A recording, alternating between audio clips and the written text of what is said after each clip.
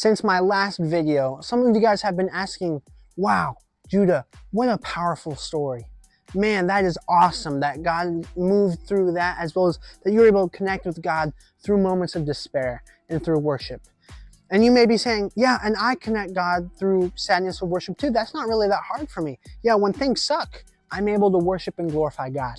Now I say to you guys, man, awesome, well done. Now here's the challenge.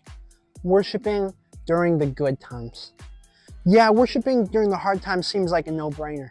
Often feels like, yeah, what else to do when you are so desperate, when you are just hungry and thirsty for the love of Jesus and for the Spirit to move within your life, for worship to happen. Yeah, that makes sense. Worship during trials. But here's the thing. Here's the question. Here's the big what? Is how do you worship during good times? Okay, now that seems like another no-brainer. Yeah, when things are good, when my life is good, I ought to worship God. The equation of good things means glorify God.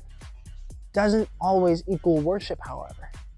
Oftentimes in my life that I've recognized is, yeah, during the hard times, I'm able to glorify God. But when it comes towards the good times, oftentimes in the good times, I am focused on the gifts of the Creator rather than the Creator himself.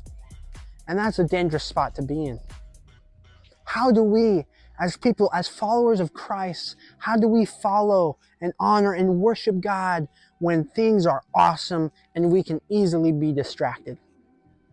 There's a verse where Jesus talks about how it is more difficult, more hard for a rich man to enter the kingdom of God than it is for a camel to traverse into the eye of a needle, and not metaphorically. So that is basically impossible, which makes sense. I've had the privilege of growing close to some very affluent people. I'm talking money you can't even dream of. And they have real estate properties within different countries. Japan, Hawaii, New York, everywhere you can think of. Places that are huge estates that you'd only read on Instagram and be like, wow, that is a billionaire. What is going on, Warren Buffett? And within connecting and loving on these people, I've learned that when you have everything at your fingertips, it is so easy to get distracted on what really matters and focus solely on what you want constantly. Me personally, when everything in my life is set, when everything is in its place, when I am laughing with friends and family, sharing a meal together, when I'm not worried about where my next meal is coming from, when I'm not worried about my finances, when I'm at peace and everything is good, life is good, I'm also not focused on where that good came from.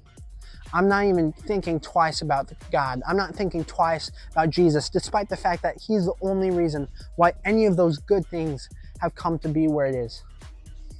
But what if we are able to worship when things are good, just as equally as we are able to worship when things are bad, and vice versa?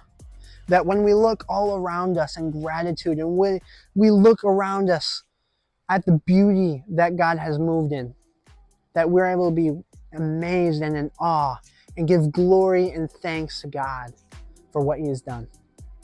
See, worshiping God through amazing times is difficult, as we are often blinded by the beauty that he's done, that again, we are more focused on the gifts than the Creator.